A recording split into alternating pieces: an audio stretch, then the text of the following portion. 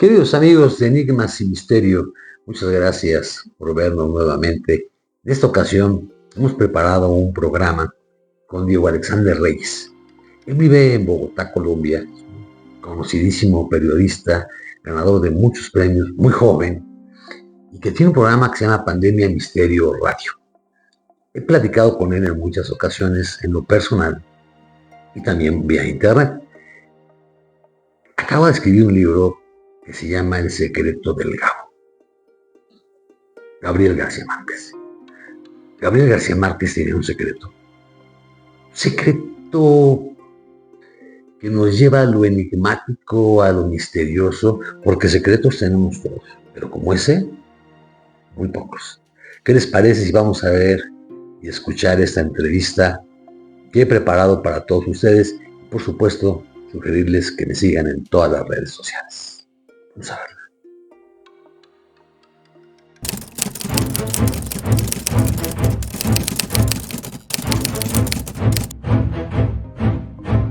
Queridos amigos de Enigmas y Misterio, pues como ustedes se podrán dar cuenta, ya está conmigo Diego Reyes, Diego Alexander Reyes Prieto, un amigo muy bueno, lo conocí en Bogotá en el 2022. Como ya les he platicado, es autor de muchas cosas periodísticas, es un locutor, periodista, y bueno, ya eso ya se los conté.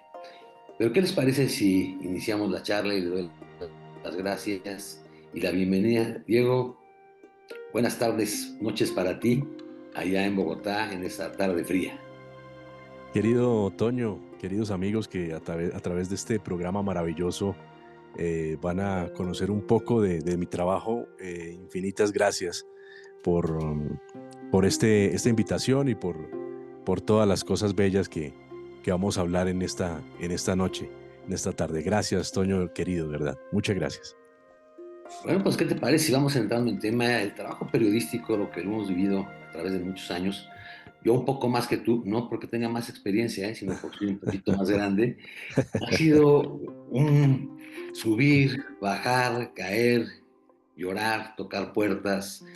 El trabajo de un periodista es igual que el de un artista, es muy complicado. Y tú aparte en la radio has hecho una gran labor, hemos platicado varias veces en tu programa de Pandemia Misterio, y me he dado cuenta que estos temas, al igual que a ti, que a muchos de nuestros amigos del público les gustan, es algo que te apasiona. ¿Por qué te gustan esos temas tan extraños, por decirlo de alguna manera, para quienes no los ven extraños? Mira, Toño, voy a abrir mi corazón contigo. Yo o sea, yo crecí con mi abuelo paterno. Él se llamaba Samuel y era un hombre, una caja de música, como decimos acá. Un hombre que hablaba muy sabroso, que contaba historias maravillosas. Y en ese contar de historias maravillosas yo era un niño de 2, 3 años que crecí arrullado con esas historias de mi abuelo. Mi abuelo muere muy temprano, yo tenía 4 o 5 años cuando él fallece, pero a mí se me quedó siempre esa imagen de mi abuelo contándome historias. Me hizo, él siempre me contaba las historias para dormir, entonces cuando él fallece me queda aquí a mí un vacío tremendo, un vacío gigantesco, y yo me refugio, mira, Toño, me refugio en la radio.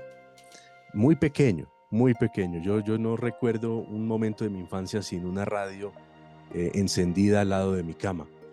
Entonces, en ese radio encendido siempre, porque yo dormía con el radio siempre encendido, porque necesitaba, ese necesitar escuchar algo, alguien que te acompaña, y en este caso a través de la radio. Empecé a escuchar un programa de misterios que se emitía en la noche y que hablaban de esas historias maravillosas. Y recuerdo una vez un programa de un periodista que se llama Néstor Armando Alzate, que ya aún está con vida y lo conozco y le he contado también esta historia. Y Néstor Armando Alzate en ese entonces, en ese momento, hablaba sobre los templarios, recuerdo.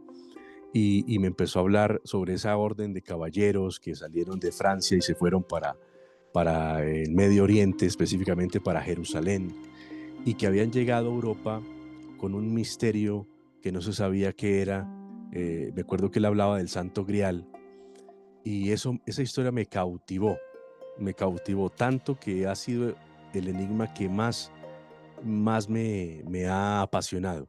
El tema de los templarios, el tema del Santo Grial, luego el tema de la posible descendencia de Jesús por parte de María Magdalena. Todas esas teorías y todas estas historias siempre me llamaron muchísimo la atención y me despertaron tanto interés. Y bueno, y llegaron apareciendo pues más literatura, yo ya más grande, y empecé a ver distintos programas también en torno a todos estos temas. Y coincidencialmente por esa ruta, por el tema de Jesús de Nazaret, llegué a una saga que tú conoces más que yo, la saga de Caballo de Troya, de Juanjo.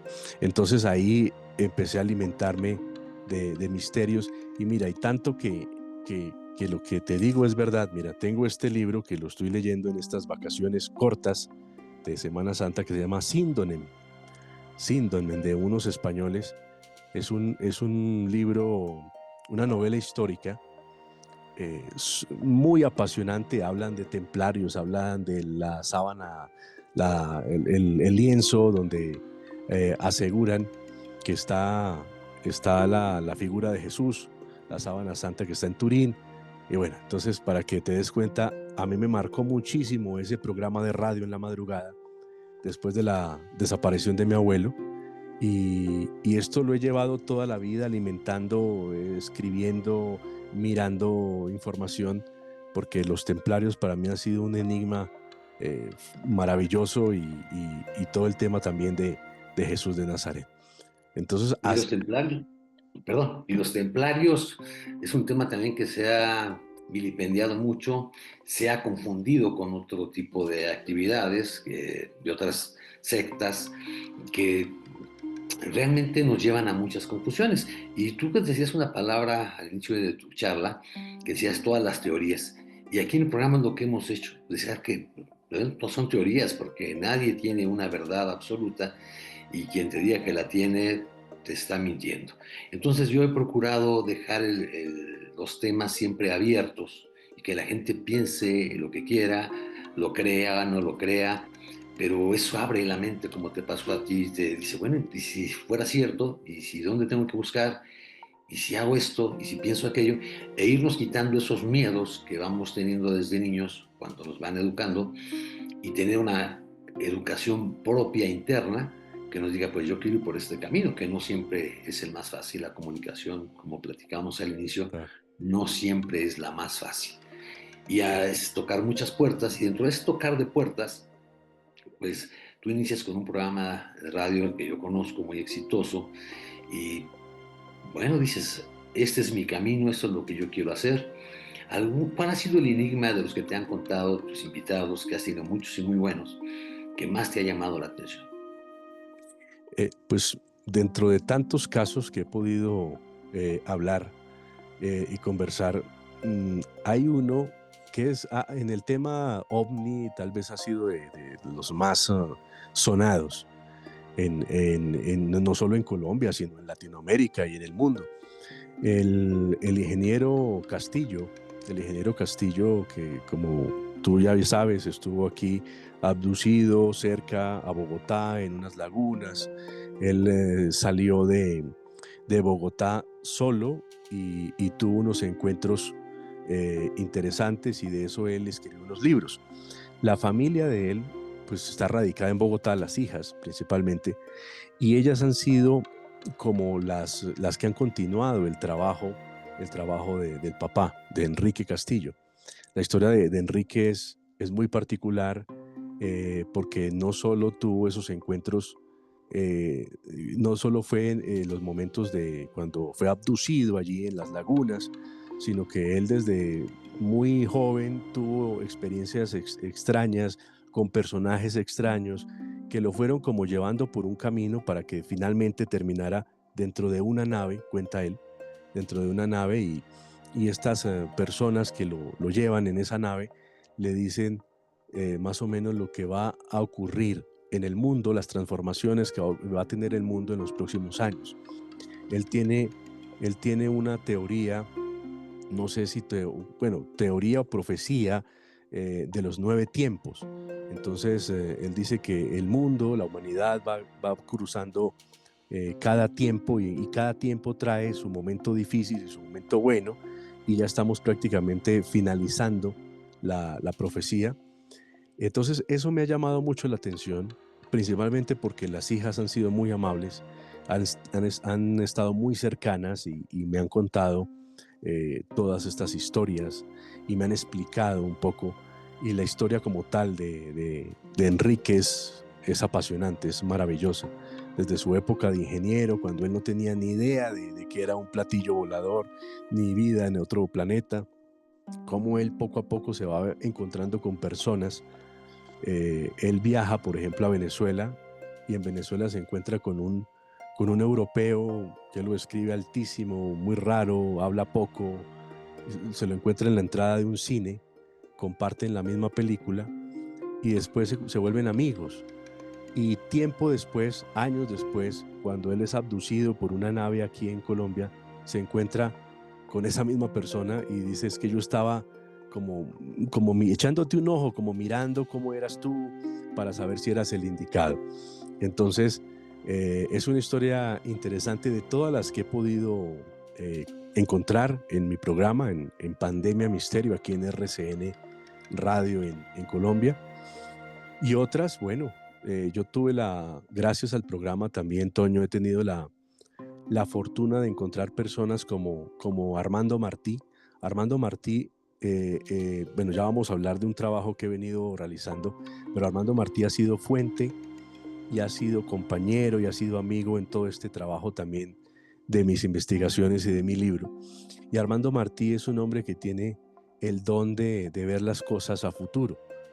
No sé, llámalo premonición o él puede estar contigo, hablando contigo, te toma de la mano y tiene flechazos de cosas que me van a ocurrir o te van a ocurrir a ti a futuro. A veces él dice que es un poco complejo y difícil porque la mayoría son cosas malas, pero él tiene, cuando hay mucha confianza, dice: mira, si vas a tomar un carro de estas características en los próximos días, no te subas. Y eso ha ocurrido con personas que evidentemente no se suben al carro y el carro se estrella o hay un volcamiento, pasan esas cosas. Él, él me ha llevado mucho a entender ese mundo de anticiparnos a los hechos.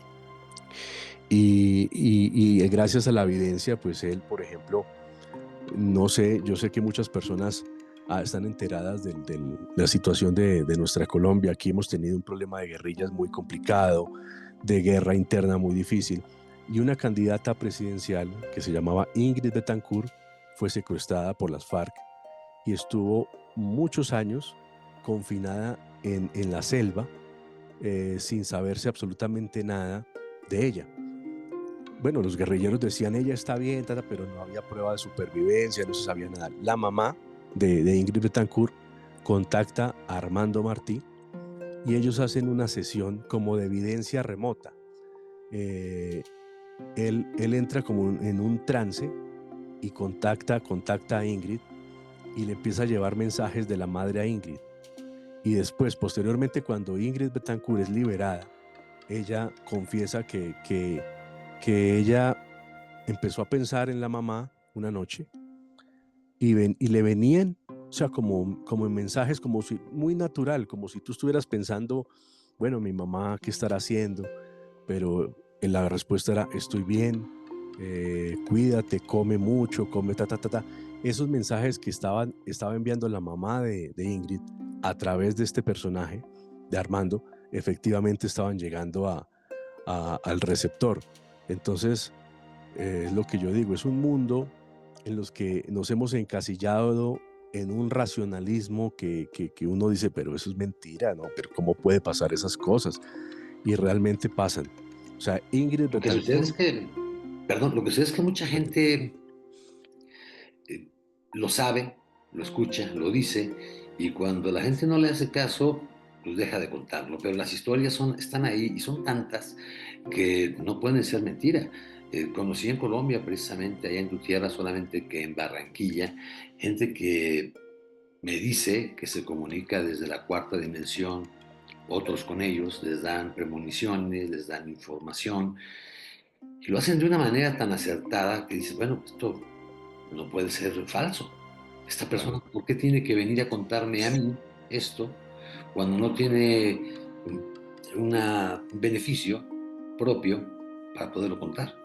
Y justamente creo que Colombia y México están muy ligados en historias, en personajes increíbles, y justamente uno de ellos es García Márquez, colombiano, Gabo, que se viene después a vivir a México, y que con una obra, yo no quiero decir tan vasta, porque fueron no tantos libros, de 18 libros, 20 libros, aunque muchísimas publicaciones, logra llegar no solo al corazón, a la mente, a los sentidos de sus lectores. Eh, Todos los libros tienen algo que a mí me recuerdan de México a Juan Rulfo, aunque su estilo era más hacia la muerte, y eso que también es una obra no tan prolífica. Y dices, bueno, ¿qué tienen estos personajes en particular? ¿Cómo tenemos esa comunicación, esa hermandad, esa amistad entre colombianos y mexicanos?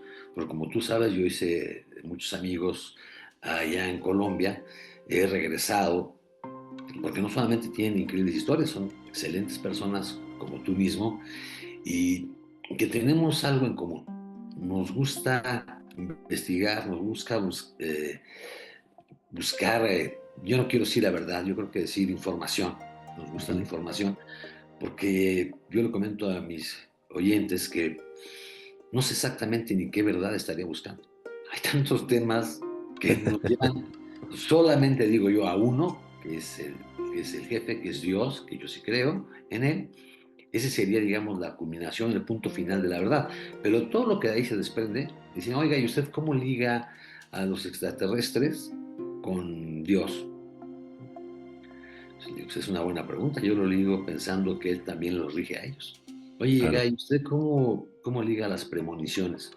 Bueno, pienso que hay espacios dimensionales donde está sucediendo otra cosa en este mismo lugar, ese mismo plano, y entonces hay quien tiene la habilidad de poder ver en esos otros espacios dimensionales qué sucede. Puede ser pasado o futuro, y así mismo creo que pasó en Caballo de Troya. O sea, esa es una teoría nada más, no quiero que la gente piense que yo tengo algún documento que lo avale, ¿no? Es una teoría porque los he estudiado y los he leído.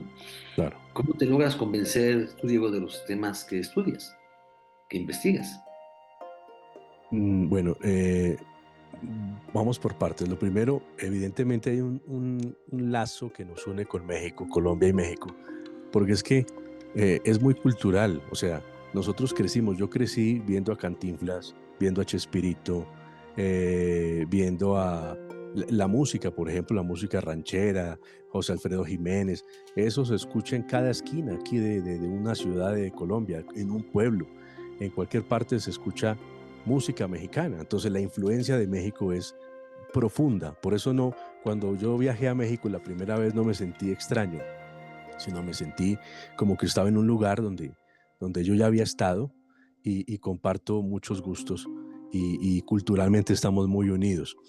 Eh, Dentro del tema de cómo convencerme de lo que estudio, de lo que hago, de las investigaciones que hago, eh, hay algo que me llama mucho la atención y que ya ha empezado como a quitarme ese velo, y es lo que yo siempre digo en mi programa, que nos venzan, digo yo, que nos venzan porque el otro es más poderoso y todo esto, pero no por ignorancia, o sea, no porque nos engañen con historias.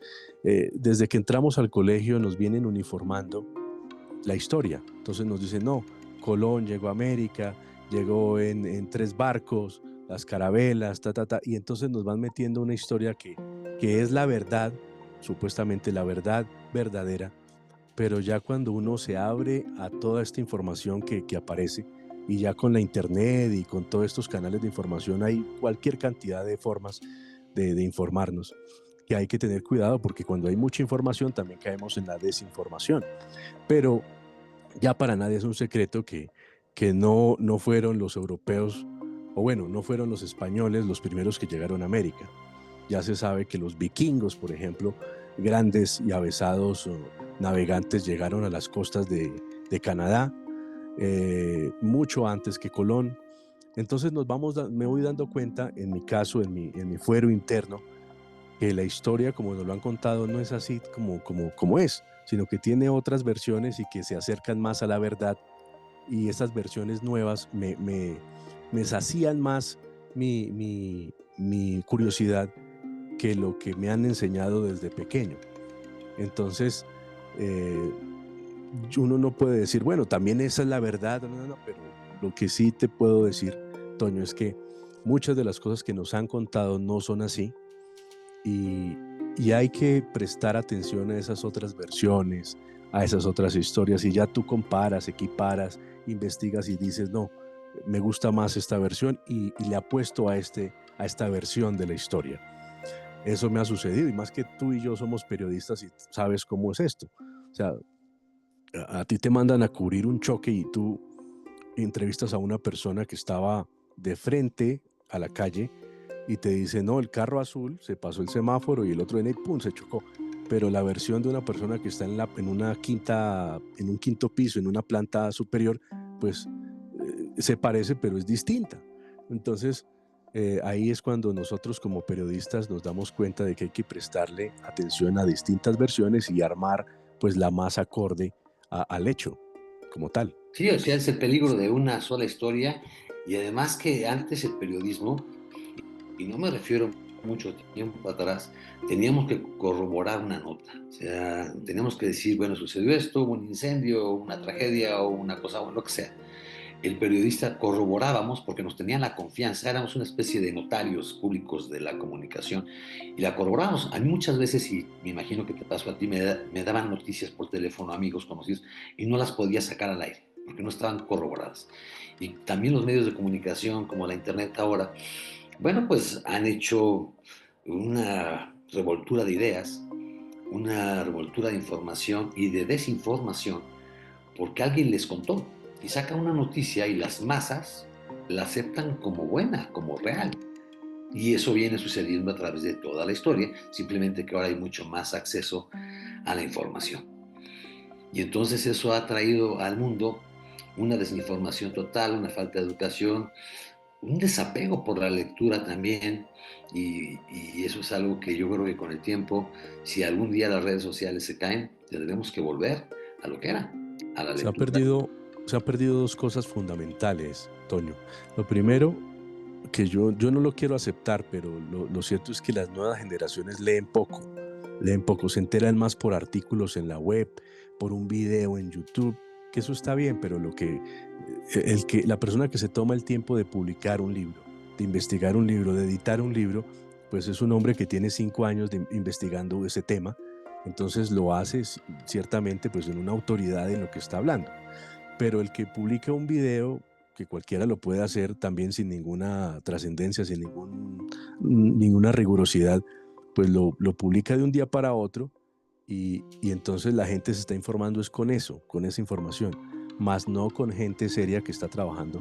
Entonces, la lectura es importantísima, el tema de leer, de escudriñar, de yo quiero aprender de algo, pues voy y busco un libro y lo leo y ya me voy armando un concepto de ese tema.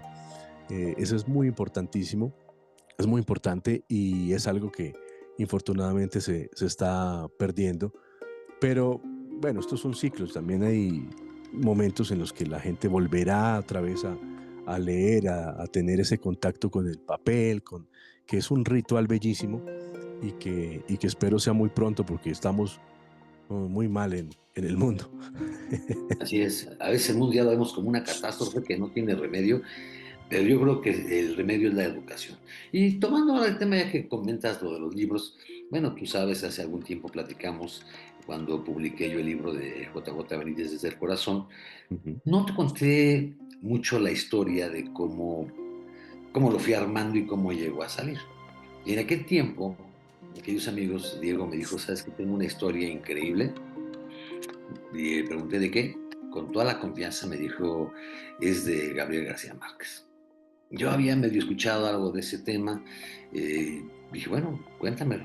Entonces Diego se aboca a hacer una investigación que resulta realmente difícil, porque las fuentes son complicadas, a veces no es nada sencillo localizar a las personas que se presten para hablar, y empiezas a recabar información de este tema del Gabo, del cual has escrito un libro, Secreto del Gabo, que estén pendientes, ahorita lo vamos a mostrar ahí en cámara, porque es un libro muy bueno que yo tuve la oportunidad de leer antes de las correcciones que con toda la confianza me lo envió Diego y se lo agradezco.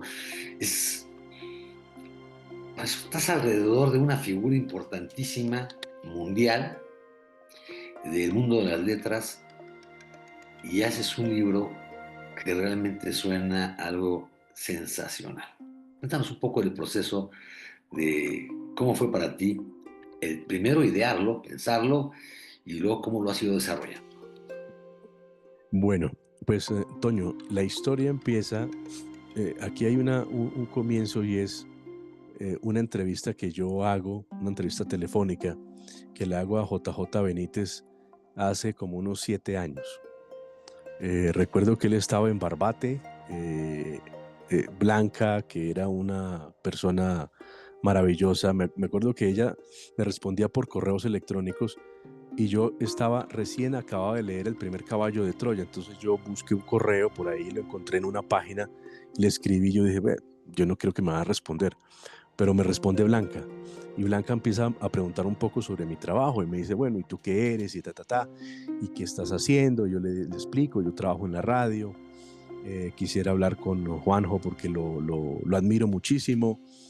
Y ella me respondía a los correos muy diligente, porque ella era muy diligente.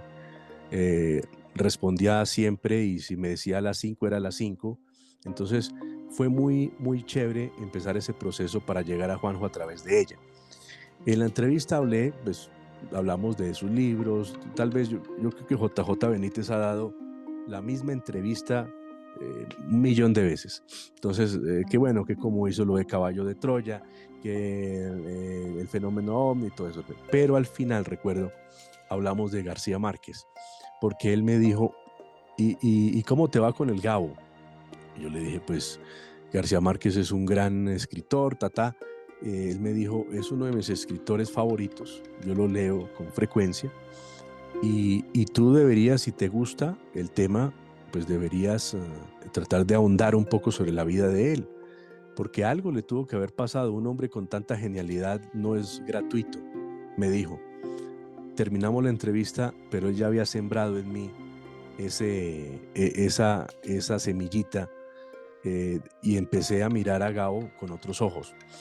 Entonces empecé a buscar información, empecé a preguntar, pero muy tímido, porque pues yo no, la verdad no tenía confianza de hablar con un amigo de Gabo y decirle, bueno, ¿será que le pasó algo raro en la adolescencia, en su niñez?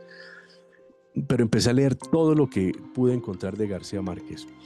Y entonces me empecé a dar cuenta que era un hombre sumamente extraño, que desde muy pequeño le ocurrieron episodios muy extraños, paranormales. Y más que en el ambiente familiar donde él crece, en la casa, en Aracataca, donde él nace, en la casa de sus abuelos maternos, pues era muy particular porque su abuela, por ejemplo, Toño, era una persona que vivió mucho tiempo, vivió como hasta los 100 años, pero ella se sentaba en su mecedora y hablaba con familiares fallecidos, pero hablaba como estamos hablando tú y yo, y los describía de una manera impresionante. No es que ella tiene un cabello largo y ella mientras yo hablo se lo peina y tiene un vestido de flores y mañana me dice que quiere que compartamos un chocolate cuando estemos hablando. Entonces, todo eso García Márquez muy pequeño lo vivió y tuvo que ser testigo de esos acontecimientos. Uno cuando habla con los biógrafos, cuando uno habla con los biógrafos de Gabo, eso los toman como muy anecdótico, no, sí, la mamá, pero es que eso no se toma hacia la ligera. Gabo crece en ese ambiente y ese ambiente lógicamente lo moldea y lo hace muy sensible a este mundo paranormal. Él era muy sonámbulo, cuando niño, pero sonámbulo grave en el sentido de que se salía de la casa, se trasladaba varios kilómetros, si se quiere. Hay un hecho de, lo buscaron toda una noche y lo encontraron a una distancia muy prolongada de donde estaba y él totalmente dormido. Entonces, ese sonambulismo también él no podía entender por qué le ocurrían esos episodios. Y luego vienen las pesadillas. Él tuvo unas pesadillas muy duras y él desde siempre hablaba de que si algo le tenía miedo en la vida era las pesadillas. Entonces yo me empecé a encontrar ese Gabo con esas particularidades, pero me recordaba siempre lo que me decía Juanjo, bueno, y algo le tuvo que haber ocurrido. Yo decía, bueno, le ocurriría haber vivido esa etapa tan dura en su infancia con esa abuela. O sea, él no sufrió, sino que vivió fue esos momentos así como tan extraños, porque la familia lo amó mucho, él creció rodeado de sus abuelos, de sus tías, pero vivía con esos episodios. Y entonces yo seguí investigando, pero creo que en algún momento dije, no, o sea, estoy como en un círculo, no sé para dónde voy. Y recuerdo mucho que en el 2022, cuando me encontré y me conocí contigo, y conocí por primera vez a JJ Benítez, porque yo hablaba por él con correos electrónicos y después de que fallece Blanca, pues prácticamente se me hizo imposible volverlo a contactar. Pero en ese momento lo encuentro y le hago también una entrevista y volvemos a hablar del Gabo, porque yo quería hablar era precisamente del Gabo con él. Y él me cuenta una historia que a él se la contó el gran investigador argentino Fabio Serpa. Y Fabio Serpa en los años 60 coincidió con el Gabo en Cartagena de Indias. Él tenía como una especie como de un stand-up, no comedy, sino era como una obra de teatro donde hablaba del fenómeno ovni y era muy famoso. Entonces él iba por las distintas ciudades presentando su obra. En una de esas obras le dicen, Fabio, mira, al fondo está Gabriel García Márquez, está con uno de sus hermanos. Ellos han llegado y no han dicho nada, pero pues todo el mundo lo reconoció. Entonces él siente un gran ánimo, termina su obra y lo primero es que va a saludarlo. Gabo lo invita a cenar y en esa cena, que dice que es una de las veladas más maravillosas que él ha tenido, porque yo dentro de la investigación hablé con la esposa de Fabio Serpa y dice que entre familia era una de las historias preferidas que él contaba cuando se encontró con Gabo. Y le contó Gabo en esa noche, en esa velada que fue toda la madrugada hasta cuando vieron luz nuevamente en el restaurante. Y, le contó que él muy joven, estando en esa ciudad, en Cartagena de Indias, muy joven, caminaba solo por la playa y, y era uno de sus aficiones, caminar en la playa en la madrugada.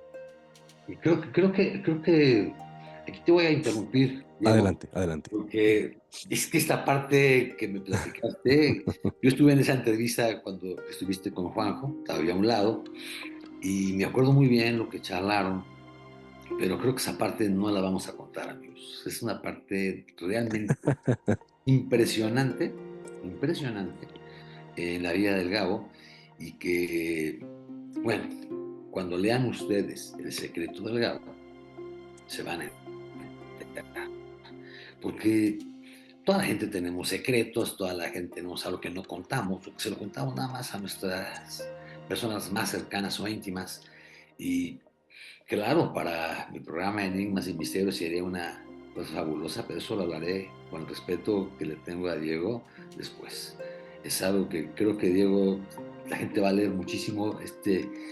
Presentas el libro el 26 en la Filbo, este 26 de abril en la Feria Internacional del Libro, te va a acompañar JJ Benítez, y creo que es algo que vale muchísimo la pena que ustedes lo lean. Ya después platicaremos más del tema. ¿Qué te parece si me cuentas cómo es ese proceso para publicar tu libro? Porque yo me acuerdo, en mi caso, que, bueno, me costó sangre, aunque el tema era muy bueno, el mío, y decía, esto va a ser fácil, ¿no? Y el tuyo, pues que es un tema saso, estás hablando también de otra autoridad, Y fíjate, coincidimos en esas, ahorita caigo en eso de otra autoridad del mundo de las letras, que yo lo hice con JJ Benítez, tú lo haces con Gabo, y a pesar de ello, no fue fácil hasta que alguien confió en nosotros. Cuéntale esto a la gente para que se motiven, el que quiere escribir. Ahí me preguntan, ¿no? ¿Cómo le hago? Pues empieza escribiendo, empieza, ya después verás cómo fue tu proceso desde la investigación, con quiénes te entrevistaste, aunque no nos platiques qué, hasta que tuviste en tus manos ya tu manuscrito para poder Bueno, publicarlo. perfecto. No, pues amigo Toño, mira, cuando uno se decide por escribir un libro, porque yo pienso que uno no escribe simplemente porque, bueno, voy a hacer una investigación es porque a uno verdaderamente le nace y le gusta uno hacer, es parte de las labores por las cuales venimos a este mundo y, y entonces cuando uno está muy joven le dicen, bueno, ¿y usted qué va a estudiar? Qué va a la universidad? ¿Qué va a hacer? Y entonces uno queda como en blanco y uno no sabe si estudiar matemáticas o estudiar filosofía o estudiar español o estudiar ingeniería. Y yo recuerdo mucho que un profesor que yo tuve en el colegio que quise mucho, él me dijo, mira, ¿qué es lo que más te gusta hacer?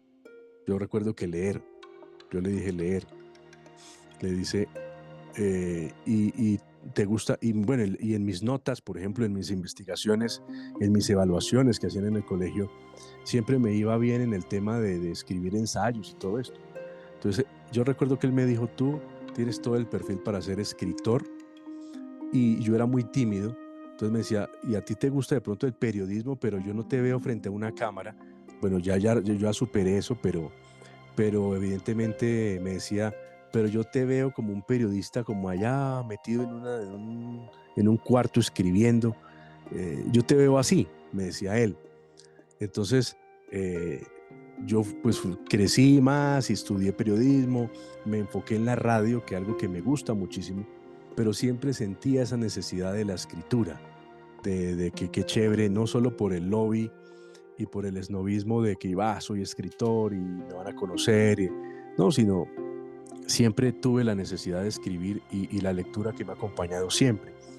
Entonces, si las personas quieren escribir un libro es porque realmente tú sientes ese placer cuando tú te sientas a escribir. O sea, no tiene que ser un proceso tortuoso o, bueno, ¿y ahora qué hago? Pues lógicamente hay sin salidas y hay momentos en los que uno dice, bueno, ¿y ahora qué hago? Pero a ti te llama, es un don que tú tienes y cuando tú tienes el don, pues a ti se te facilitan las cosas. Entonces existe ese placer por escribir, por trasnochar, por leer, para mí no es... Yo duermo muy poco y la gente me dice, te vas a enfermar, pero es que yo no sufro no durmiendo. Yo disfruto mucho con mis libros, disfruto mucho escribiendo, disfruto. Entonces, ese goce de la vida por lo que haces es un llamado que tú debes ponerle mucha atención. Ese fue mi caso. Empecé a escribir, yo no sé si tarde o no, pero igual uno llega a las cosas cuando deben llegar. Y empecé con la escritura principalmente por Gabo, por lo que te cuento, me decidí por este tema, pero el camino no fue fácil, evidentemente, porque la investigación es muy larga, es muy exigente. A veces las cosas no se llegan sentado aquí en mi estudio, sino hay que sacar dinero de de nuestro propio pecunio para poder ir a pagar un viaje, para comprar una grabadora, para hacer una entrevista. Yo recuerdo que viajé varias veces a Cartagena y pues yo iba con mi esposa y nos metíamos al mar y disfrutábamos también como un viaje de placer, pero, pero eso implica que también debía yo desplazarme, pagar un hotel, pagar todo para alimentar la investigación. Porque algo que sí he aprendido es que se está perdiendo el periodista o el investigador que va a los lugares, va a conocer un poco de primera mano los hechos.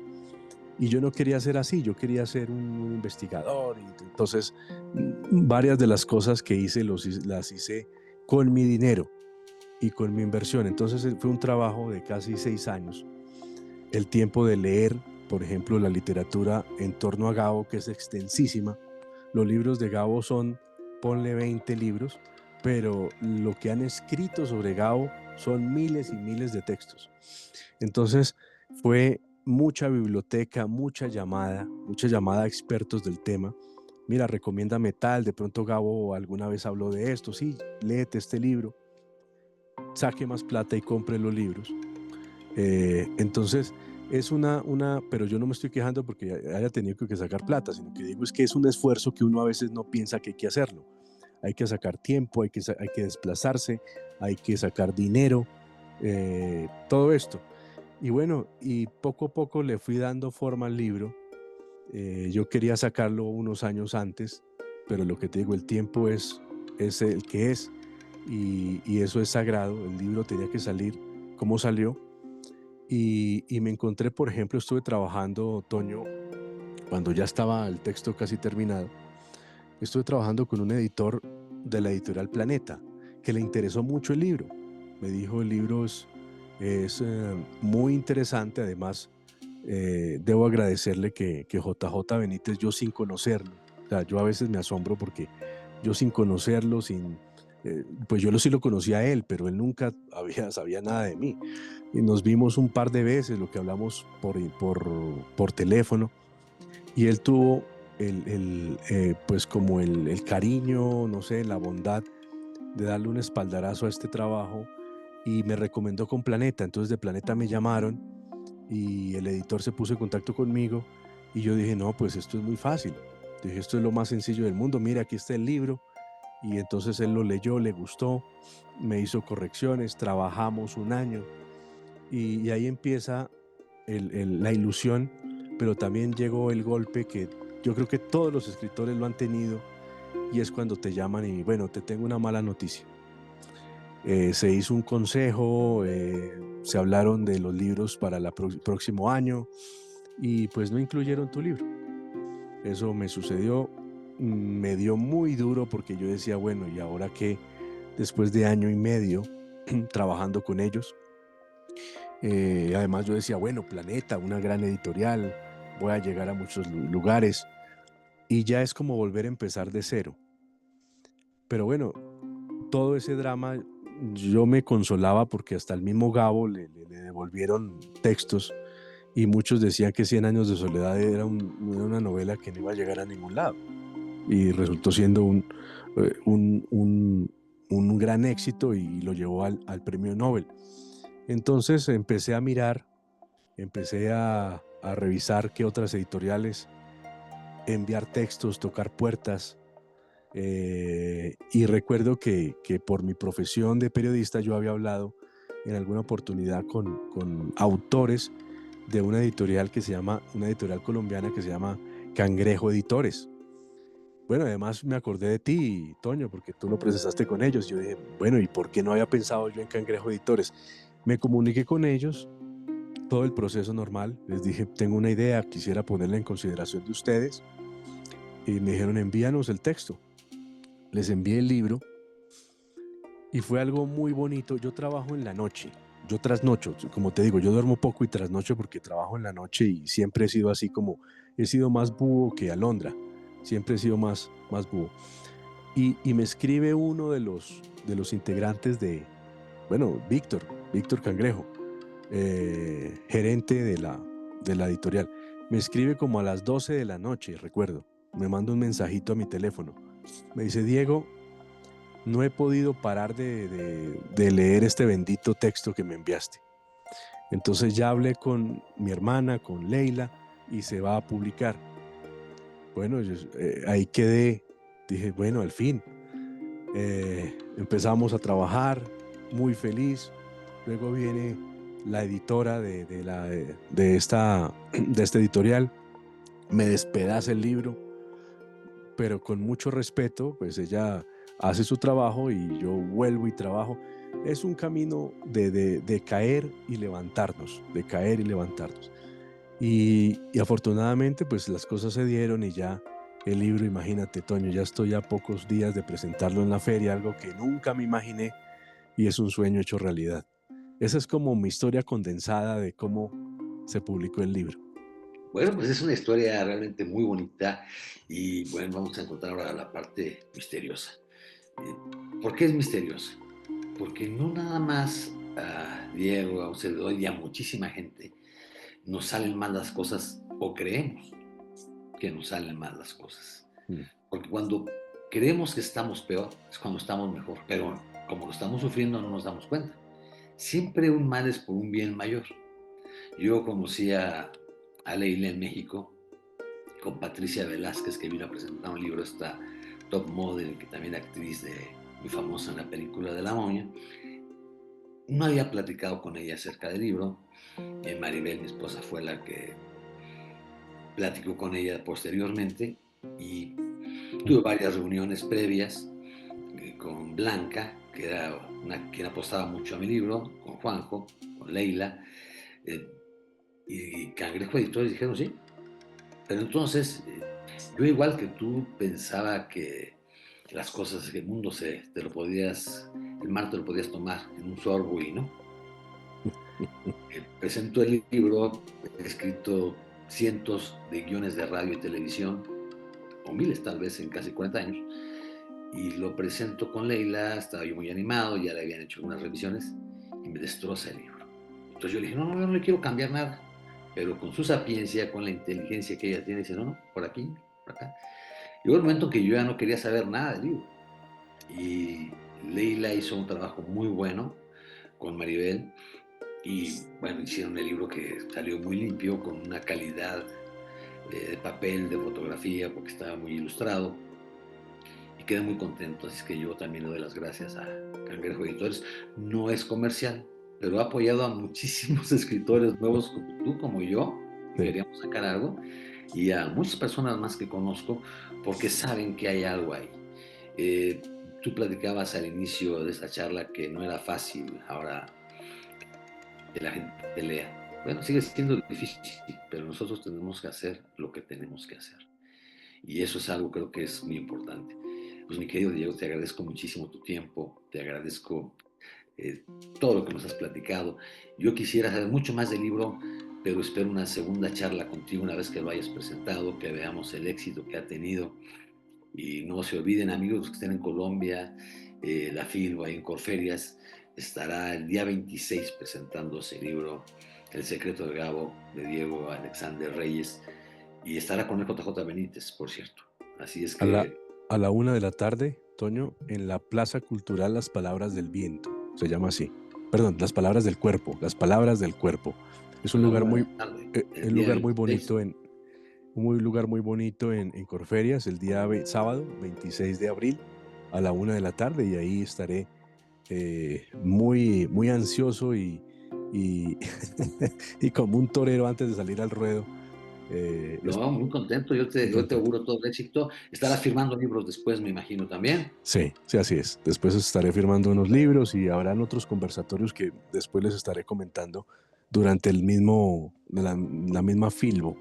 Y gracias a Cangrejo Editores, que tiene un stand este año, un lugar muy privilegiado, muy bonito, muy bien adecuado, donde podré estar siempre también recibiendo a los lectores en otros momentos. Y si ven por ahí mi libro, pues, también cómprenlo, si no lo Sí. han leído. Digo, Hacemos una promoción, dos por uno, llevando El secreto de Gabo y, y y, JJ Benítez y desde el corazón, desde ándale. el corazón, sí, sí, Pues sí. te lo agradezco, querido amigo. Te deseo que te vaya súper bien. Sé que estás un poco enfermo ahora y que hayas tomado esta llamada, esta charla para el público de Enigmas y Misterio. Y ustedes, pues, continúen con nosotros, envíen sus casos, sus correos electrónicos, sus videos, porque son los que hacen este programa. Pues gracias, Diego. Nos Un comunicamos muy abrazo, pronto. un abrazo, amigo, y a Un todos los abrazo. que nos vieron y nos escucharon, de verdad, desde el corazón, un abrazo. Gracias. Gracias a ti. Platicar con un amigo, con un conocedor como Diego, siempre es muy satisfactorio. Y gracias a la internet que podemos comunicarnos como si estuviera aquí, a un lado mío, así como lo siento a ustedes. Síganme enviando sus historias, sus correos electrónicos a enigmasymisterioradio@gmail.com. Todas están siendo consideradas y todas, por supuesto, van a participar porque el programa es de ustedes. Y la próxima semana no se pierdan la segunda parte del programa que hicimos de arqueología extraterrestre. Pero no serán dos. Esa sorpresa se las platico luego. Muchas gracias y buenas noches.